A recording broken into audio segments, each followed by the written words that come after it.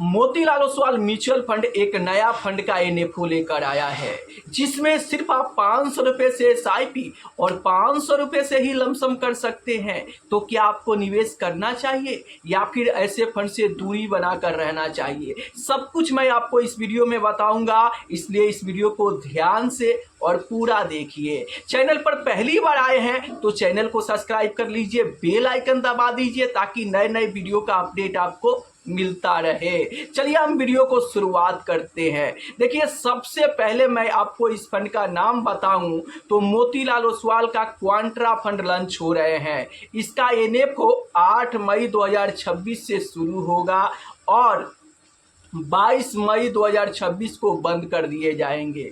इस दौरान अगर आप यहां पर इन्वेस्टमेंट करते हैं तो आपको 10 रुपये की एनएवी दी जाएगी। और इस फंड की खास बात यह है कि सिर्फ आप 500 रुपये से एसआईपी शुरू कर सकते हैं और 500 रुपये से ही लमसम कर सकते हैं। और इस बीच जो भी आप इन्वेस्टमेंट करोगे तो अलॉटमेंट का जो डेट है वो 4 जून 2026 का है। जो भी आप एनएफओ के दौरान पैसा लगाओगे वो आपको पोर्टफोलियो में 4 जून 2026 के बाद देखने को आपको मिलेंगे। चलिए और डिटेल जानकारी दूँ तो आप स्क्रीन पर देख सकते हैं। ये कैटेगरी, इस कैटेगरी की बात करूँ तो ये इक्विटी वैल्यू ओरिएंटेड क्वांट्रा फंड है। यहाँ पर जी हाँ, मोतीलाल ओसवाल का ये क्वांट्रा फंड शुरू हुआ है। और यहाँ पर मैं बात करूँ रिस्क लेवल की तो यहाँ पर बहुत अधिक यानी हाई रिस्क इस फंड में है। वहीं पर बेंचमार्क की बात करूँ तो निफ्टी 500 टोटल रिटर्न इंडेक्स है, इसका बेंचमार्क है। वहीं पर मैं एग्जिट लोड की बात करूं तो 1 साल से पहले यानी 365 दिन से पहले आप पैसा निकालते हो तो आपको 1% का एग्जिट लोड चार्ज देना पड़ेगा। वहीं पर अगर मैं यहाँ पर फंड मैनेजर्स की बात करूँ तो इस फंड में आप देख सकते हैं पूरे पाँच फंड मैनेजर है। सबसे पहला फंड मैनेजर की बात करूँ तो अंकित अग्रवाल जी है। दूसरे नंबर पे आप देख सकते हैं वरुण शर्मा जी है। और तीसरे नंबर पे आप देख सकते हैं राकेश सेठी जी है। और चौथे नंबर पे आप देख सकते हैं स्वर्णप्रील मैकर जी है। और 5वें नंबर पर भालचंद्र सिद्धे जी है। तो अब इस फंड में पांच फंड मैनेजर है तो आखिर एएमसी बैठा के इनको तो ऐसे ही सैलरी नहीं देगी, बल्कि ये पांचों फंड मैनेजर मिलकर और रिसर्च करके अच्छे स्टॉक यहाँ पर सेलेक्ट करेंगे और वहाँ पर इन्वेस्टमेंट करेंगे ताकि इन्वेस्टर को मल्टी बैगर रिटर्न मिल सके। अब देखो, आप सोचो, जहाँ पे 5 बड़े फंड मैनेजर काम करेंगे वो तो अच्छे स्टॉक रिसर्च करके ढूंढेंगे ना, ताकि आगे चल के मल्टी बैगर रिटर्न दे सके, जिससे इन्वेस्टर को तगड़ा रिटर्न मिले। तो यहाँ पर 5 फंड मैनेजर है तो अच्छे से रिसर्च करके अच्छे स्टॉक को चुन कर ये लोग इन्वेस्टमेंट करेंगे, जिससे रिटर्न बेहतर देखने को मिल सकता है। मैं आपको बता दूं कि म्यूचुअल फंड में रिटर्न की कोई गारंटी नहीं होता है। ये फंड शुरू होगा, आगे चल के कैसा परफॉर्मेंस करेगा ये किसी को पता नहीं है। इसलिए जब भी आप इन्वेस्टमेंट करें तो आप खुद से रिसर्च करके ही आपको इन्वेस्टमेंट करना चाहिए। अब देखो, जो भी डेटा इंटरनेट पर अवेलेबल है मैं उसी के आधार पे बात कर रहा हूँ। चलिए अब मैं आपको फाइनली बता दूं कि आपको इस फंड में इन्वेस्टमेंट करना चाहिए या फिर नहीं करना चाहिए। तो देखो, अगर आप यहाँ पर ये मोतीलाल ओसवाल का नया क्वांट्रा फंड है, अगर आप यहाँ पर इन्वेस्टमेंट करने के बारे में सोच रहे हो तो आपको यहाँ पर इन्वेस्टमेंट करना चाहिए। अगर आप वैसे फंड में इन्वेस्टमेंट करने के बारे में सोच रहे हो जो पहले से शुरू है, जिसका track record, historical data, past performance strong है, तो आप चाहो तो वैसे फंड पर भी फोकस कर सकते हो जो पहले से एसबीआई म्यूचुअल फंड का क्वांट्रा फंड अवेलेबल है। जी हाँ, अगर मैं एसबीआई क्वांट्रा फंड का यहाँ पर रिटर्न की बात करूँ तो आप देख सकते हैं यहाँ पर तगड़ा रिटर्न बनाकर इन्वेस्टर को दिया है। यहाँ पर 3 साल में 17.5% का रिटर्न और 5 साल में 20% का रिटर्न और ऑल टाइम में आप देख सकते हो 15.5% का रिटर्न बनाकर दिया है। ये एसबीआई क्वांट्रा फंड का रिटर्न है।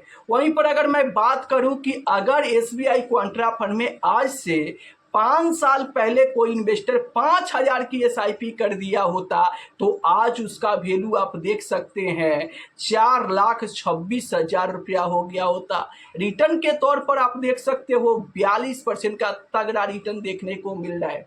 वहीं पर इस फंड में आज से 10 साल पहले आप 5,000 की एसआईपी शुरू कर दिए होते तो आज 15,49,000 का फंड तैयार हो गया होता और रिटर्न के तौर पर आप देख सकते हो 159% का तगड़ा रिटर्न देखने को मिल रहा है।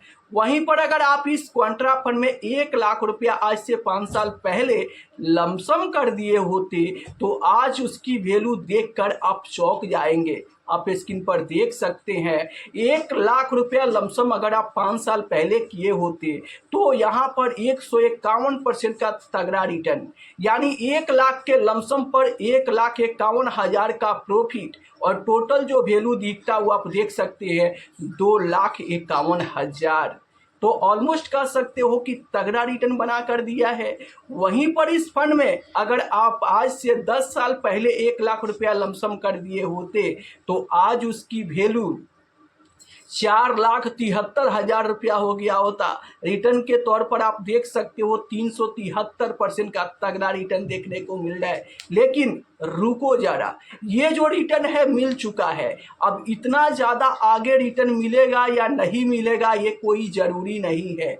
इसलिए जब भी आप निवेश करें तो खुद से रिसर्च करके ही इन्वेस्टमेंट करें, क्योंकि म्यूचुअल फंड जोखिम के अधीन होता है। यहाँ पर बाजार में उतार चढ़ाव होता है, जिसके चलते आप यहाँ पर इन्वेस्टमेंट शुरुआत करोगे और हो सके कि शुरुआत में ही बाजार गिरे तो आपके पोर्टफोलियो में गिरावट देखने को मिल सकता है, आपको लॉस देखने को मिल सकता है। तो आप ये गलती मत करना कि पिछले तगड़ा रिटर्न देखकर और आप लालच में आके इन्वेस्टमेंट मत करना। आप समझो कि म्यूचुअल फंड क्या है, ये काम कैसे करता है। यहाँ पर रिस्क होता है, बाजार की उतार चढ़ाव में आपको लॉस हो सकता है, क्योंकि देखो जब गिरावट होता है ना तो ऐसे फंड में हाई रिस्क है और गिरावट भी तगड़ा होता है, आपके पोर्टफोलियो की धज्जियां उड़ा देगा। आपको यहाँ पर बड़ा लॉस देखने को मिलेगा जिसको आप यहाँ पर झेल नहीं पाओगे और आप टेंशन में आ जाओगे और अगर बेच कर भागोगे तो आपको बड़ा लॉस हो सकता है।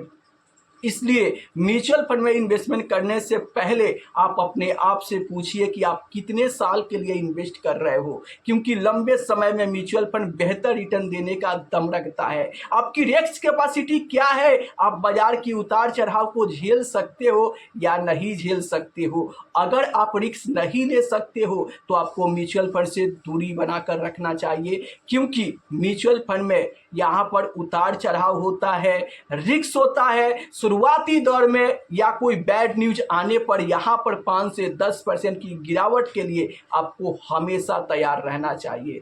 तो अगर आप 5 से 10% की गिरावट नहीं झेल सकते हो, अपने पोर्टफोलियो को गिरते हुए नहीं देख सकते हो, तो फिर आपको ऐसे फंड से दूरी बनाकर ही रहने में भलाई है।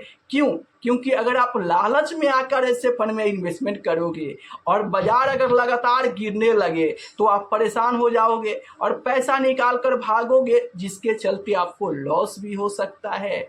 इसीलिए जब भी आप इन्वेस्टमेंट करें तो आप अपनी रिस्क कैपेसिटी को देख कर ही उसी हिसाब से फंड का सिलेक्शन करके इन्वेस्टमेंट करोगे तो आप फायदे में रहोगे। तो आप नीचे कमेंट में जरूर बताना कि क्या आप एसबीआई क्वांट्रा फंड में इन्वेस्टमेंट करते हो या फिर मोतीलाल ओसवाल क्वांट्रा फंड में इन्वेस्टमेंट करने के बारे में सोच रहे हो। आपकी क्या राय है, अपनी राय नीचे कमेंट बॉक्स में जरूर देना।